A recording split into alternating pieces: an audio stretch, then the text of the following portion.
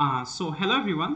आप सबको पता होगा कि आईआईएससी ने अपने इंटीग्रेटेड पीएचडी के फॉर्म्स जो हैं वो उन्होंने निकाल दिए हैं। तो हम यहाँ पे थोड़ा सा बात करते हैं कि मतलब इसकी एलिजिबिलिटी क्या होगी और सबसे इंपॉर्टेंट कि फॉर्म कैसे फिल करना है, फॉर्म को कैसे फिल करना, और उसके साथ सबसे ज़्यादा इंपॉर्टेंट कि किन बच्चों को ये फॉर्म फिल करना चाहिए और किन को फॉर्म नहीं फिल करना चाहिए। क्योंकि यार 800-800 एडमिशन मतलब फॉर्म के रेट्स हैं, तो थोड़ा सोच समझ के, ठीक है। Okay, so let us talk about this कि क्या क्या हमें करना है और क्या क्या हमें नहीं करना, ठीक है। तो सबसे पहले आप अगर आईआईसी की वेबसाइट पे जाओगे तो आपको अनाउंसमेंट सेक्शन में आपको दिख जाएगा कि आईआईसी ने वेरियस प्रोग्राम्स के जो फॉर्म है वो 22 फैब से ओपन कर दिया।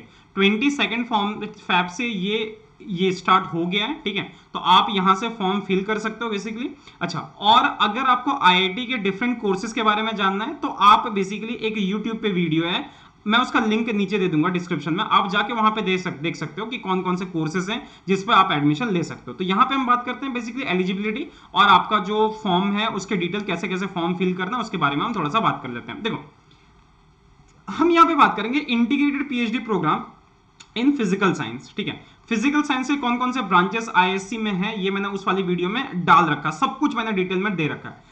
आप अगर यहां पे देखोगे तो यहां पे आपको दिखेगा कि इसमें 15 से लेकर 23 तक सीट्स हैं फिजिकल साइंस के लिए।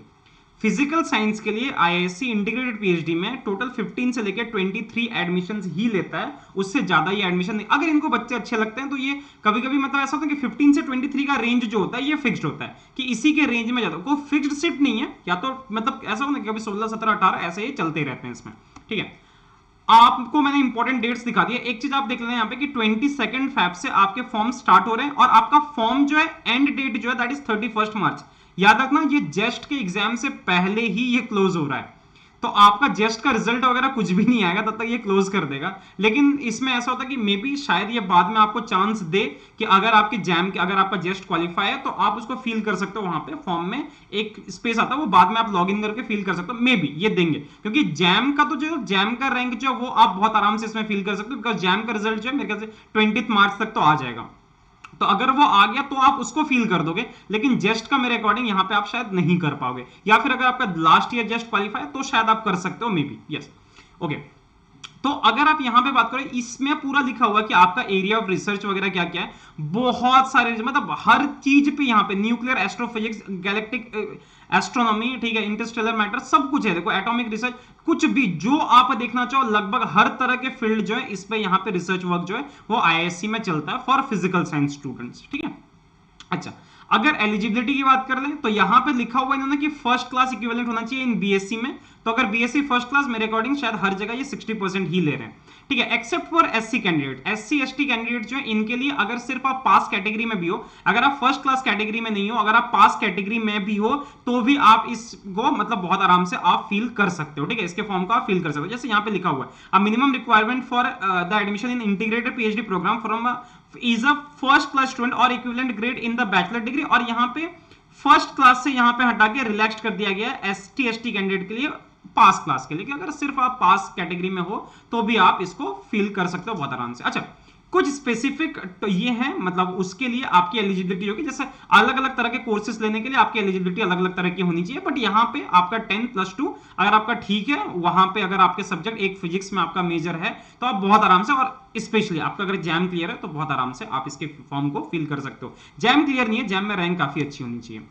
अच्छा, उसके बाद और इंपॉर्टेंट डेट्स में अगर आप बात करोगे तो यहां पे इसका जो शॉर्ट लिस्टिंग जो होगा वो जेस्ट के बेसिस पे भी होगा। जेस्ट 21, तो याद रखना 2020 में जिनका जेस्ट क्लियर है वो इस फॉर्म को फिल नहीं कर सकते, ठीक है, तो मत फिल करना। ओके, और इंटरव्यूज जो होंगे वो आपके 24, 25 एंड 27 मई को होंगे, ठीक है। डिसिप्लिन में तो आपका जैम पेपर आपको देना है, फिजिकल साइंस में पीएच पेपर ये जो आप देते हो, जो आपने पेपर दे रखा होगा, ठीक है।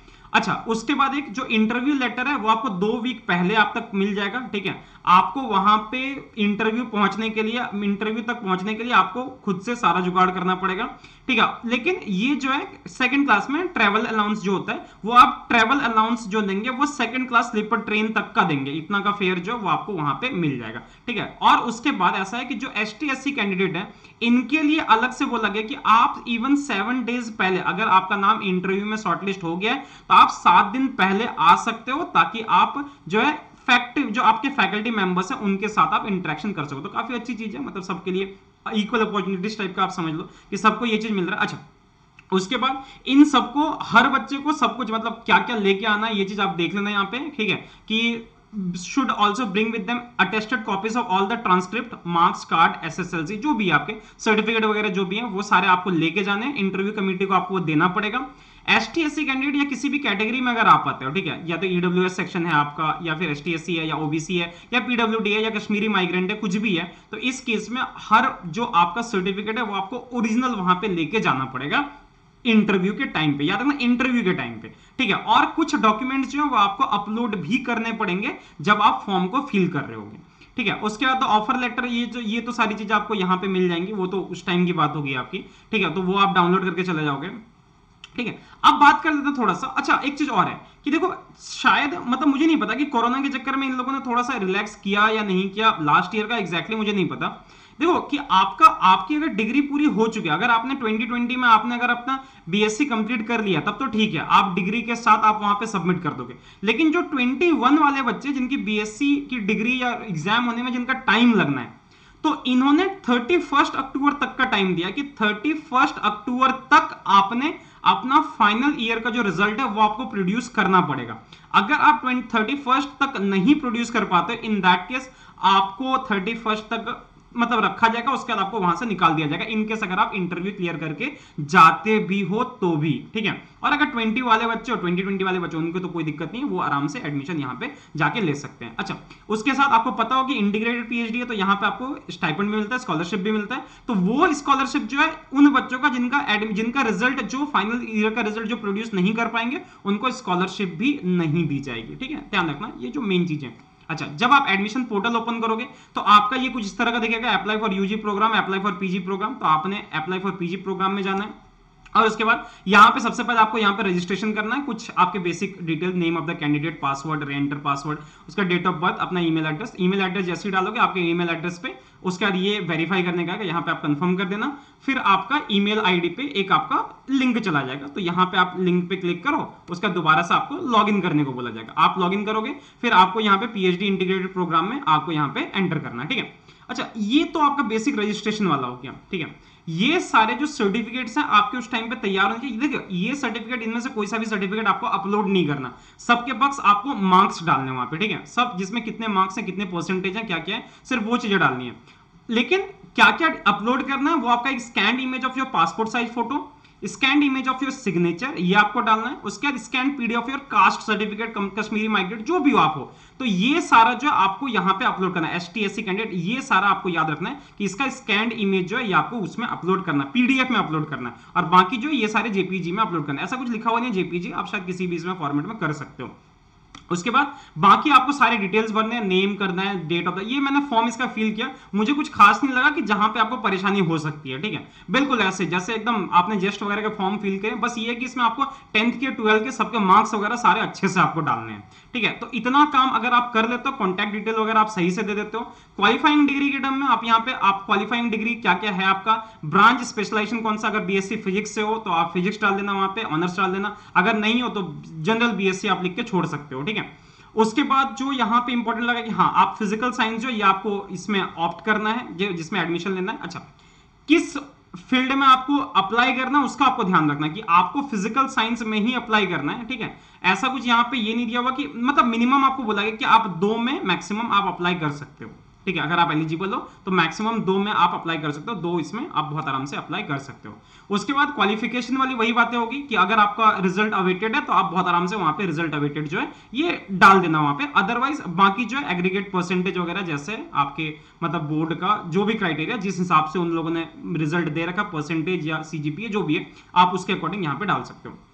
ईयर, कौन से ईयर में आप पास हो रहे हो तो इसको ड्रॉप डाउन के अकॉर्डिंग आपको ये करना है, ठीक है। अगर 21 में पास हो रहे हो तो वहां पे आपको कुछ भी परसेंटेज वगैरह नहीं डालना है, और बाकी चीजें जो है वो आप बहुत आराम से कर सकते हो, ठीक है। इंस्टीट्यूट कहां पे आपका क्या क्या है वो सारी चीजें डाल सकते हो। लिस्ट ऑफ की सब्जेक्ट, कौन कौन से इंपॉर्टेंट पेपर है ये आपको फिल करना है। याद रखना इसमें पेपर में आप ये मतलब ऐसा कि केमिस्ट्री फिजिक्स जो जो आपके पेपर ले रखे हैं, आप प्लीज कोशिश करना कि मैक्सिमम जो मेन इंपॉर्टेंट पेपर है आप सिर्फ वही डालना, जबरदस्ती सारे पेपर नहीं। जैसे डिजिटल इलेक्ट्रॉनिक अलग से डाल रहे हो, ओपैम का अलग से डाल रहे हो, बहुतों के कॉलेज में ऐसे ऐसे कोर्सेस होते हैं, तो आपको वो डालने की कुछ भी जरूरत नहीं है। ठीक है। और उसके बाद परसेंटेज मार्क्स जैसे भी है वो चीजें आप डाल देना कि हर सेमेस्टर का इन्होंने मार्क्स पूछा हुआ, ठीक है। तो इसको थोड़ा आराम से अच्छे से तसल्ली के साथ भरना, ठीक है। बहुत टाइम लगने वाला है इस फॉर्म को फिल करने में। उसके बाद इतना अगर आपने कर लिया तो फिर आप ऐसा है कि जेम और जेस्ट का डिटेल आपसे पूछा जाएगा। तो चूंकि अभी आपके जेम का रिजल्ट नहीं आया हुआ है, और एक बात मैं समझा देता हूं, देखो अगर जेम में आपके 60 प्लस मार्क्स हैं तब तो आप फॉर श्योर इसको फील कर दो, ठीक है, इस एग्जाम को फील कर दो। लेकिन अगर आपके जैम में अभी मार्क्स नहीं आए हैं तो आप इसको एक काम करना, सारे डिटेल भर लेना, बस पेमेंट जो है वो आप 20th के बाद ही करना। 20th मार्च में जिस दिन रिजल्ट आ जाएगा आप उसके बाद ही फिल करना, उसके पहले प्लीज इसको मत फिल करना, मतलब पेमेंट जो वो मत करना, फिल करके रख देना, सारे डिटेल्स भर के रखना, बस जो पेमेंट वाला सेक्शन है, एप्लीकेशन फी वाला सेक्शन है, उसको आप 20th मार्च के बाद ही करना। हाँ, अगर आपके 70 प्लस बन रहा है तब तो फॉर श्योर ही उसको तो उसी टाइम पे पेमेंट कर दो, कोई दिक्कत नहीं है। 60 प्लस वाले भी उसी टाइम पे पेमेंट, थोड़ा सा आप लोग डाउट में रह सकते हो ना, डाउट में नहीं रहना यार, 60 प्लस वाले भी आराम से फिल कर दो। 55 प्लस ये जो है 55 60 ये लोग बच्चे जो है वो थोड़ा सा डाउट में रह के फिल करना मेरे अकॉर्डिंग, ठीक है, बाकी आपको जो ठीक लगे। एप्लीकेशन फी जो है आपका जनरल ओबीसी सबके लिए 800 है, और एसटी एससी कैंडिडेट जो उनके लिए 400 है। तो ये फीस है इसके पास, पेमेंट जो है आपको ऑनलाइन वही जो करना होता है हमेशा आपको वही करना है, ठीक है। और उसके बाद आखिरी में अगर आपने पेमेंट कर लिया तो आप अपना जो है इसको प्रीव्यू कर सकते हो, यहाँ पे आप पीडीएफ जो है इसको डाउनलोड करके अपने पास रख लेना फॉर सेफर वो। अदरवाइज अगर आपको अपना लॉगिन आईडी और पासवर्ड याद है तो फिर आपको कुछ भी खास करने की जरूरत नहीं है, ठीक है। तो बस यही सारी डिटेल्स थे। हाँ, एक इंपॉर्टेंट चीज ये जो ना ये लास्ट ईयर की कट ऑफ है कि लास्ट ईयर किन बच्चों को इंटरव्यू के लिए कॉल किया गया था।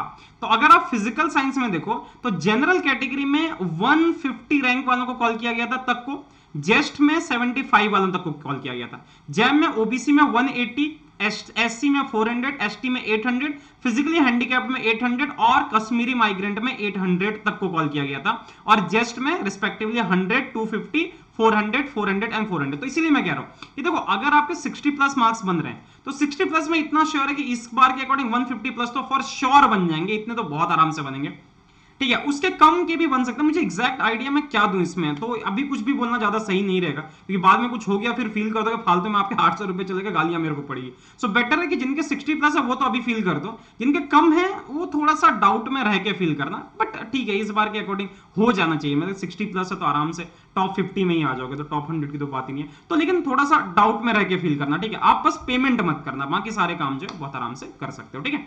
सो मिलेंगे ऐसी दूसरे वीडियोस के साथ नेक्स्ट टाइम, ठीक है। तब तक के लिए tata, take care, bye bye and thank you for